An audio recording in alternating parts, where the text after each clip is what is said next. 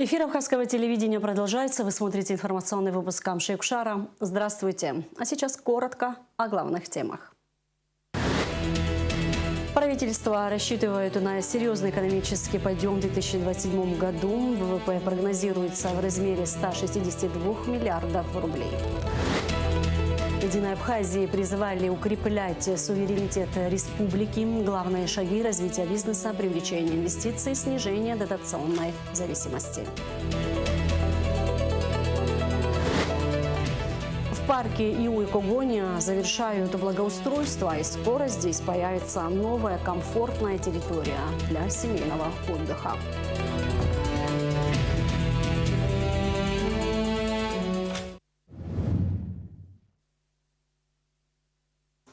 Бадра Гумба встретился с ректором РГСУ Андреем Хазиным. Обсуждались вопросы развития сотрудничества между Абхазией и Российского государственного социального университета в вопросе подготовки кадров.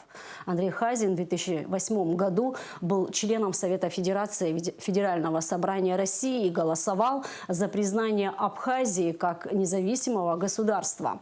Глава государства выразил Андрею Хазину благодарность за его позицию. Подчеркнул, что в Абхазии с особым уважением относятся к тем, кто поддержал выбор народа Абхазии на строительство независимого государства. Благодарю вас за сегодняшнюю встречу, за ваш приезд в Сухум. Действительно очень приятно общаться с человеком, который в самые непростые времена, в том числе, принимал участие в признании независимости. Вы, как сенатор, голосовали за признание независимости нашей страны. И для нас это историческое событие. Все те, кто сопричастен к этому историческому событию, для нас вызывают особое уважение, восхищение. Если говорить о взаимоотношениях Абхазии и Российской Федерации, считаю, что уровень взаимоотношений выстраивается очень высокий, доверительный. Абхазия не меняет своих стратегических направлений. Выстраиваем союзнические отношения с Российской Федерацией. Это для нас ключевая позиция. И, конечно же, сегодня у нас есть возможность развиваться и взаимодействовать совершенно на другом уровне. И пользуясь теми возможностями, которые вы предоставляете как ректор социального университета, для нас это, конечно же, возможность для наших студентов, абитуриентов, которые могли бы обучаться в вашем вузе. Объем ВВП в 2027 году прогнозируется в размере 162 миллиардов рублей с темпом роста 109% к предыдущему году.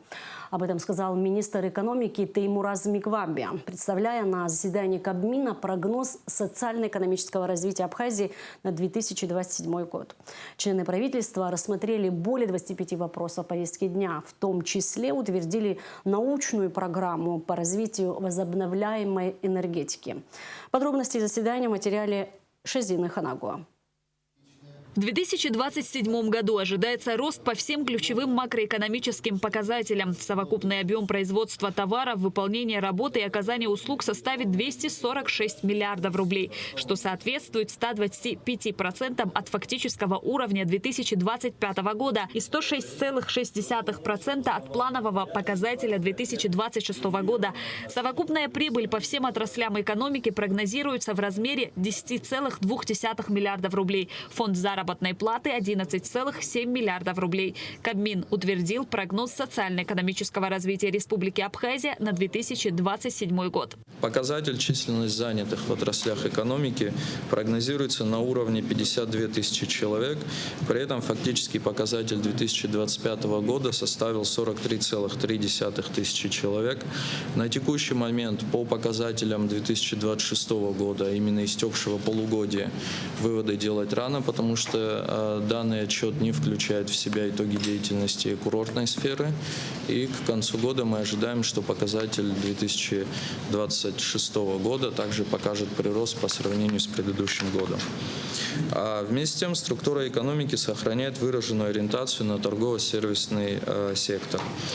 Наибольшая доля в общем объеме производства приходится на торговлю, это порядка 57,6%, услуги 9,5%, строительство 8%, курорты и туризм 11%.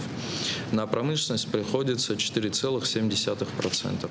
Действительно, мы должны стремиться к тому, чтобы и экспорт мы могли стимулировать, ну и, разумеется, внутреннее производство развивать для того, чтобы сокращать импорт. Сокращать импорт не из-за того, что это просто там так надо, а для того, чтобы внутри производительность труда выросла, причем во всех сферах экономики, в том числе через меры господдержки, которые реализуются правительством. В частности, я хочу сказать о государственной программе развития сельских территорий на 2026 год, о поддержке субъектов малого и среднего предпринимательства, о реализации мер по предоставлению льготного финансирования в рамках сотрудничества с Российской Федерацией. Правительство утвердило временный порядок и границы использования полосы отвода железных дорог. Необходимость разработки данного проекта обусловлена тем, что действующая нормативно-правовая база республики не содержит четкого регулирования деятельности в зонах, прилегающих к железной дороге. Это создает ряд рисков, связанных, в частности, со строительством капитальных строений, зданий вблизи железнодорожного полотна и объектов железнодорожной инфраструктуры. За соблюдением временного порядка будут следить Министерство экономики и Абхазская железная дорога. Все виды работ, которые будут проводиться на полосе отвода Абхазской железной дороги, только будут проводиться с согласованием об Абхазская железная дорога. На сегодняшний день присутствуют моменты, когда без нашего ведома, без нашего участия проводятся работы, согласовывают с городами и районами, но без нашего участия.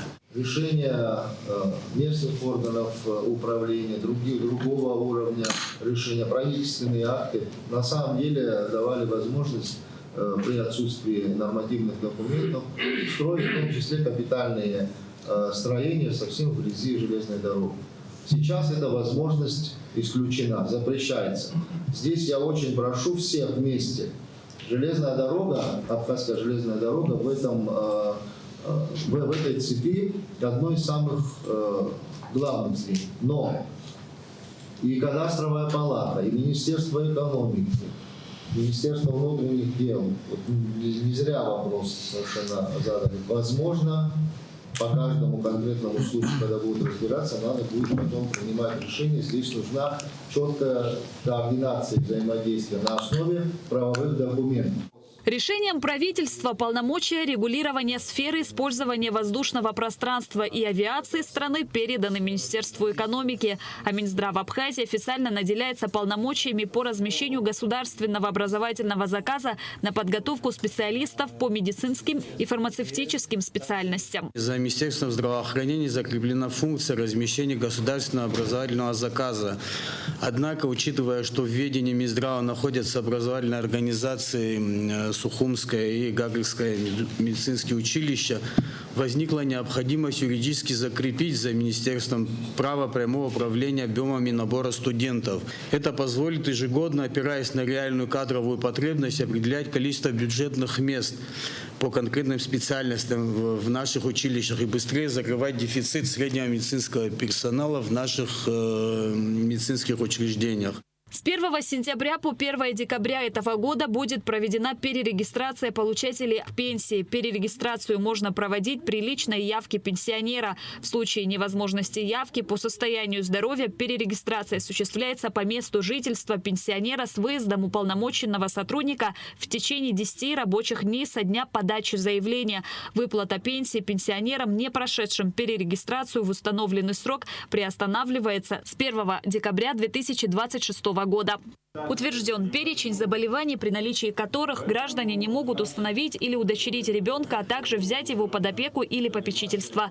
Также утверждены правила передачи детей на усыновление и осуществления контроля за условиями их жизни и воспитания в семьях усыновителей на территории Республики Абхазия.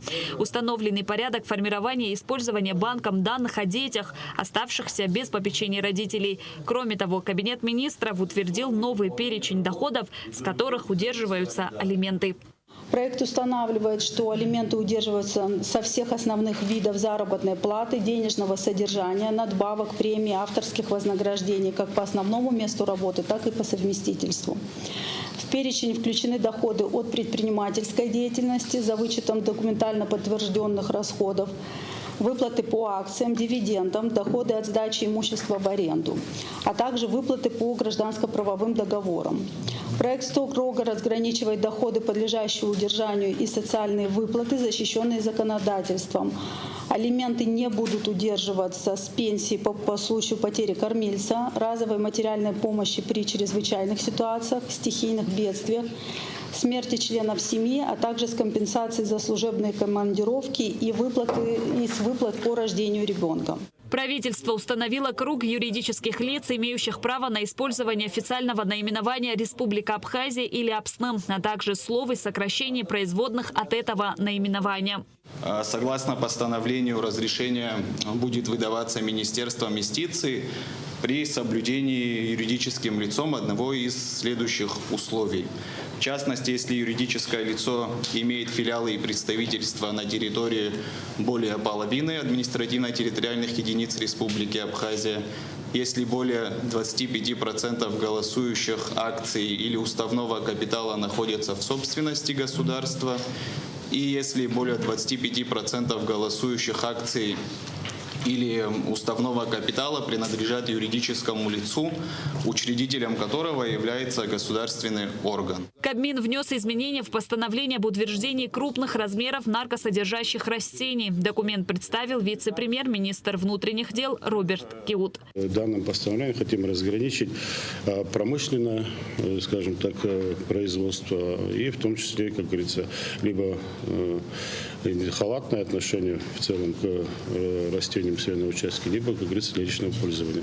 То есть разграничение именно здесь предусматривается увеличение количества корней наркосодержащих растений. У нас их перечень внесено 8 на территории Республики Абхазия с 5 до 10.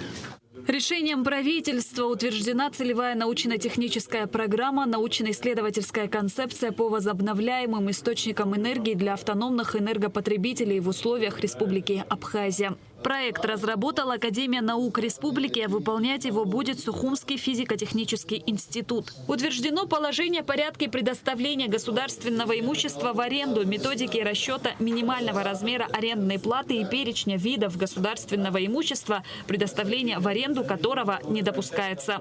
В августовском поручении президента это один из ключевых аспектов был по повышению эффективности использования государственного имущества, в том числе имущества, которое предоставляется в аренду. Этому документу предшествовала очень огромная масштабная работа. Документ был разработан в марте текущего года. У нас сегодня август, и вот с учетом особенностей, с учетом правоприменительной практики, вообще практики в принципе, сложившейся за последние годы, вот это все прорабатывалось совместно с уполномоченными органами, с Кабинетом министров, с администрацией президента. И вот итоговое решение, на которое мы вышли. Я так полагаю, что мы точно должны подойти к определению справедливой стоимости при предоставлении госимущества в аренду. И не только в аренду, но и при приватизации. Очень много примеров мы можем привести, вы сами об этом знаете, сталкиваясь, как говорится, с действительностью. Когда государство арендует помещение, совершенно по другой стоимости, по другим ценам, по коммерческим ценам, и при этом сдает государственное имущество в разы меньше. Ну, такое, наверное, не должно по сути происходить. Соответственно, стоимость должна иметь адекватную цену. И вот мы к этому результату сегодня подходим. Кабмин Абхазии одобрил проведение переговоров и подписание протокола между ГТК Абхазии и ФТС России о взаимном признании результатов таможенного контроля в электронном виде. Шазина Ханаго, Заур Илиев, Абхазское телевидение. Генеральная прокуратура направила в Верховный суд уголовное дело в отношении Кристины Лахиной, обвиняемой в убийстве 4-летней племянницы. По данным следствия, 7 апреля в селе Мачара Гулрыбского района Лахина, находясь в состоянии алкогольного и наркотического опьянения, нанесла девочке множественные телесные повреждения. Ребенок скончался 8 апреля в детской республиканской больнице. Следствие также установило факты систематического насилия в отношении девочки с июля 2025 года по апрель 2026 года. В ходе расследования действия обвиняемой были переквалифицированы с умышленного причинения тяжкого вреда здоровью, повлекшего смерть по неосторожности, на убийство малолетней с особой жестокостью. Санкция статьи предусматривает от 8 до 15 лет лишения свободы. Лахина находится под стражей.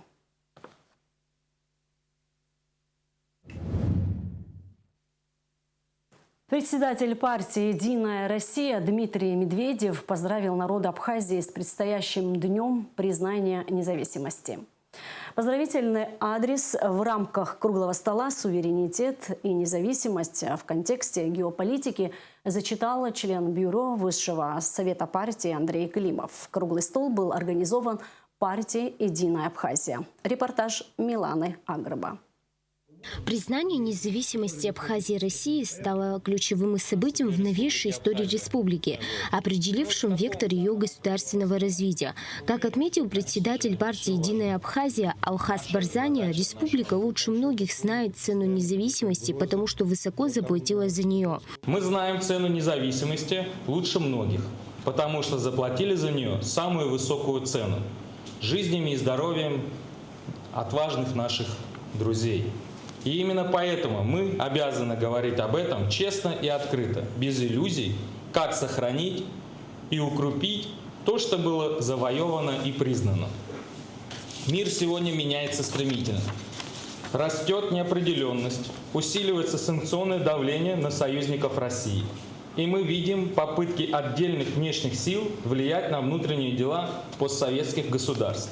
В этих условиях для Абхазии особенно важно понимать, наш суверенитет держится не только на признании, он держится на прочности российско-абхазского союзничества. За прошедшие годы взаимодействия России и Абхазии прошло проверку временем и внешними вызовами.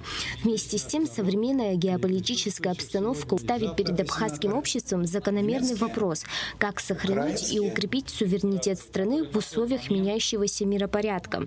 В отношениях России и так называемого коллективного Запада. Именно 2008 год. Не случайно, понимая это, наш президент чуть ранее в Мюнхене сделал фактически последнее публичное предупреждение. Это нельзя, эти события разделять. Они просто... И, мне посчастливилось, просто я в тот период был депутатом Государственной Думы, и я сопровождал в ряде поездок и переговоров, в том числе в узком составе, и президента Путина, и президента Медведева. Поэтому я и говорю, время до мемуаров это еще, наверное, далеко, но, в общем, ситуация была напряженная очень. И риски заключались в том числе и в том, это не секрет на самом деле, что, к сожалению, была вероятность Третьей мировой войны. Вот это было очень все серьезно. Председатель партии «Единая Россия» Дмитрий Медведев поздравил народ Абхазии с предстоящим днем признания независимости. Письмо на круглом столе в Сухуми зачитал член бюро Высшего совета партии Андрей Климов. 26 августа 2008 года навсегда вошло в историю как торжество справедливости и права абхазского народа на самоопределение. За прошедшее с того знакового момента время республика добилась значимых результатов в деле упрочения своей государственности и обеспечения устойчивого социально-экономического развития страны. Уверен, что основанное на взаимном уважении сотрудничество между Единой Россией и Единой Абхазией будет и впредь способствовать укреплению отношений союзничества и стратегического партнерства между Москвой и Сухумом. Желаю вам мира, благополучия и дальнейших успехов в вашей деятельности на благо Республики Абхазия. Дмитрий Медведев. Грузинские власти сами поставили точку во взаимоотношениях с Абхазией, развязав войну в 1992 году, сказал общественно-политический деятель Сергей Шамба. В истории всегда так бывало. Страна, которая начинала войну и ее проигрывала, она теряла территории. Это за примерами далеко ходить не надо. Это Германия, которая развязала войну, Первую мировую, проиграла ее, потеряла территорию. Потом Вторую мировую войну развязала, проиграла, потеряла территорию. Япония развязала войну, потеряла территорию. Это всегда было так в истории человечества.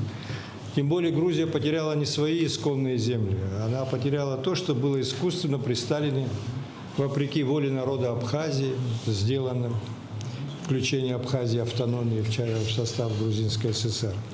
Организаторы круглого стола выразили надежду, что дискуссия придаст новый импульс укреплению межпартийного и межгосударственного диалога между Россией и Абхазией и станет заметным событием в преддверии Дня признания независимости Республики Абхазия. Милана Агрба, Камила Джопуа, Абхазское телевидение. 26 августа в столице пройдут праздничные памятные мероприятия ко Дню признания независимости нашей страны. По традиции начнутся они с церемонии возложения цветов к мемориалу погибших в Парке Славы в Сухуме. Цветы также будут возложены к могилам первого и второго президентов Владислава Ардзинба и Сергея Багапш. А ровно в 8 часов вечера на площади Свободы начнется финальный концерт международного фестиваля «Музыка гордых». Обеспечение правопорядка в Сухуме во время мероприятия ко Дню признания независимости Абхазии обсудили на рабочих совещаниях в МВД. Правоохранители проработали организационные и оперативные меры, координацию между подразделениями и с другими ведомствами и городскими службами, вопросы соблюдения правил дорожного движения, регулирования пешеходных потоков и недопущения массовых скоплений машин. Особенное внимание уделено обеспечению безопасности во время фестиваля «Музыка гордых», который пройдет на площади Свободы 26 августа. РУП «Черноморэнерго» активно работает над улучшением электроснабжения в Гудаутском районе, отвечая на обращения жителей села Джирхуа, страдающих от низкого напряжения. Гудаутский филиал компании проводит комплексную модернизацию, устанавливает 3 дополнительных трансформатора, заменяет старые деревянные опоры на прочные железобетонные и монтирует современный самонесущий изолированный провод. Напомним, в своем послании парламенту президент говорил о том, что модернизация энергосистемы будет продолжена в 2026 году. На Сухумской набережной в парке Иу-и-Когоня близится к завершению работы по обустройству парковой зоны. Совсем скоро здесь появится комфортная и благоустроенная территория, где можно будет отдыхать всей семьей. Кроме того, здесь установят памятник абхазскому поэту, проект которого уже утвержден. Автором проекта памятника является народный художник Абхазии Амиран Адлиба.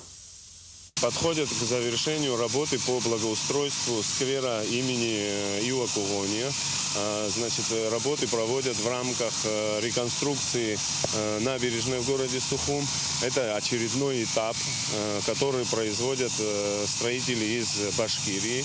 В данном сквере, значит, заменены все коммуникации, уложена новая тротуарная плитка, брусчатка. Будет здесь уложена мраморная окрошка. Установлены зоны отдыха разные с качелями, с лавочками, со стульями. Также на парковочной зоне будет создана новая локация. Это арт-объект «Скамья» с высаженной посередине дорогостоящим деревом. Это будет дерево оливы многолетнее. Работы, значит, эти проводятся в рамках договоренности абхазской и российской стороны. И абхазская сторона выражает искреннюю благодарность Республике Башкирия за такое отношение к нашей набережной, к городу Сухум. В бюджет города Сухум внесены изменения. Депутаты Сухумского городского собрания, рассмотрев письмо мэра столицы Тимура Агрыба, одобрили внесенные управлением финансов поправки. Также по предложению Тимура Агрыба в состав общественной комиссии по наименованию, переименованию улиц, проспектов, проездов, переулков, парков, скверов, бульваров, площадей и установлению мемориальных досок в городе Сухум включен Эраст Агумава.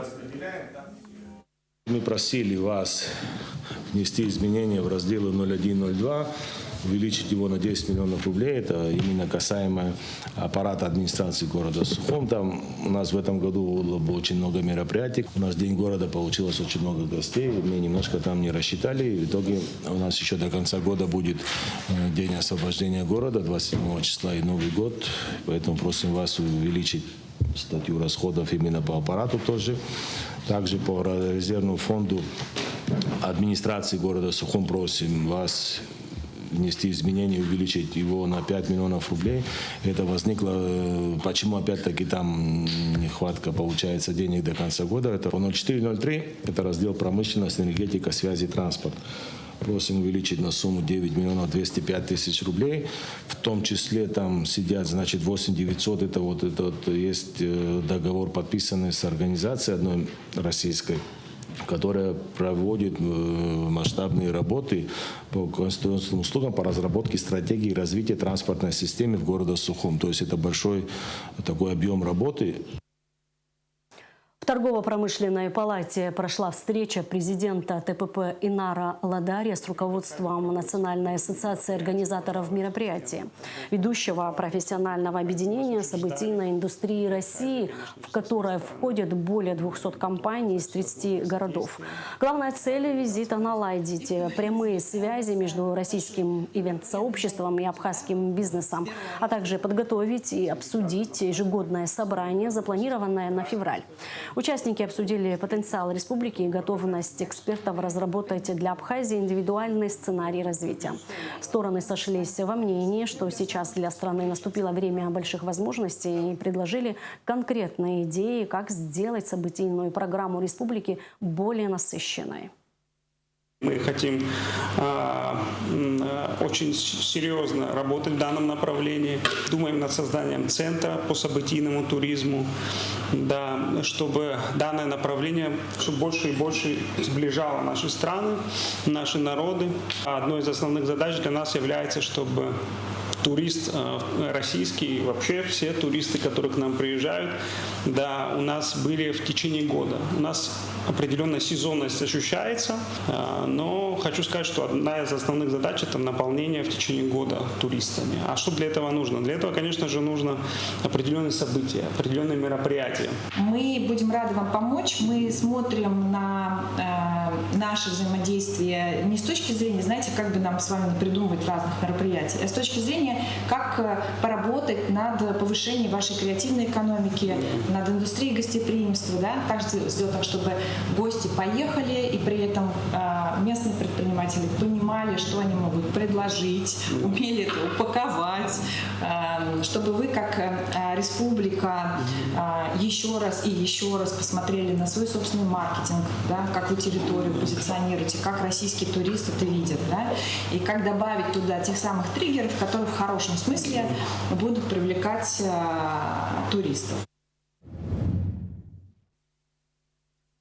В Национальной картинной галереи Абхазии открылась персональная выставка народного художника республики Батала Джапуа Аяджа. В экспозицию вошли 33 живописных полотна и 3 графические работы, созданные с апреля 2026 года. Название выставки связано с абхазским словом «аяджам», которым обозначают одновременно синие и зеленые цвета. Эти оттенки стали основой новой серии Батала Джапуа, в которую вошли пейзажи, городские сюжеты и портреты. Сине-зеленая гамма позволяет художнику передавать особенности природы Абхазии, создавать определенное эмоциональное настроение в своих произведениях. Выставка будет работать в Национальной картинной галерее около 2 месяцев. Оказывается, у многих народов есть соединение в одном названии сине-зеленое. И это такое более архаическое понимание цвета. То есть народы, которые вообще как бы в природе существуют и живут в природе единой, для них синий и зеленый — это цвета жизни. Название этого цвета — это еще и название звезды. То есть этот цвет объединяет и жизнь, и глубокие представления о жизни, о смысле жизни, о его существовании. То есть человек, живя в природе, думает о том, кто он есть, зачем он пришел в этот мир, и тогда обращается к высшему, к звездам, так сказать, ищет там истины. Каждая работа названа одним названием. Сине-зеленая, мне кажется, это очень удачно описывает вот вообще состояние, которое дают эти работы. Тут особенно пейзажи — это не просто изображение вещей, это состояние, в которое нас погружает Батал Рушневич. Состояние чистого цвета, позитива — это все, что нам так нужно. И я бы даже вот как-то для себя назвала эту выставку «Палитра Родины». Вот правда, это и есть палитра нашей Родины, это синий цвет неба, такого неба нет, как у нас, по-моему, нет нигде. Зеленый цвет, цвет нашей природы. В Центре народного творчества в Сухуми прошла встреча с художниками, участниками выставки «Полифония многоголосия», объединившей мастеров Черноморского побережья Кавказа. Выставка прошла в прошлом году и была приурочена к 80-летию победы в Великой Отечественной войне. В августе этого года участникам экспозиции и организаторам мероприятия вручили дипломы благодарности от Сочинского отделения Ассоциации искусствоведов России. Подробности в материале Аэлиты Арутюнян. Цель международной выставки «Полифония многоголосия» – объединить для взаимного творческого взаимодействия художников Юга России и Абхазии, тем самым продемонстрировать многонациональный вклад народов СССР в общую победу над фашизмом. Международная выставка была организована в прошлом году на 2 платформах – в Сухуми в галерее «Айнар» и Сочи в музее керамики Юрия Новикова. Участникам выставки были вручены дипломы и благодарности от Ассоциации искусствоведов России Сочинского отделения. Выставку организовывала Сочинское отделение Ассоциации искусствоведов. И надо сказать, что это была практически одна из первых наших выставок. Центральный аппарат Ассоциации искусствоведов России находится в Москве. Это всероссийская организация, существует как часть структуры Международной ассоциации художественных критиков. И из центрального аппарата попросили тоже всех участников поздравить, передать слова благодарности, слова поздравления и надежду на то, что дальнейшее взаимодействие тоже будет таким же плодотворным. Первая часть была посвященная 80-летию Дню Победы в Великой Отечественной войне. Это была международная выставка, называлась она у нас «Полифония многоголосия», объединяла Черноморское побережье Кавказа. Были приглашены художники из Абхазии и Сочи. Первая часть по некоторым обстоятельствам прошла у нас в Абхазии. Получилось у нас 2 этапа выставки. Сегодня мы вручали дипломы от ассоциации и благодарности людям, которые нам помогли, министру культуры и представителю галереи «Айнар» Виталику Кацшпа. Выступая на мероприятии, Ансор Сакания, доцент кафедры ИЗО факультета искусства ГУ, поблагодарил всех организаторов. Я хотел бы начать с Натальи Ивановны Барсуковой. Она не первый раз приезжает в Абхазию, она была у нас в университете, на пленере участвовала во многих мероприятиях Абхазии. Сегодняшняя, в общем-то, наша встреча, ее приезд – это, можно сказать, маленький праздник для нас. На выставке были представлены работы художников, отражающих образы и войны, и мира, скорби и радости. Экспозиция была посвящена 80-летию Дня Победы в Великой Отечественной войне. Айлита Арутнян, Хаспсардия, Камила Джопуа, Абхазское телевидение. И в конце выпуска информация о погоде.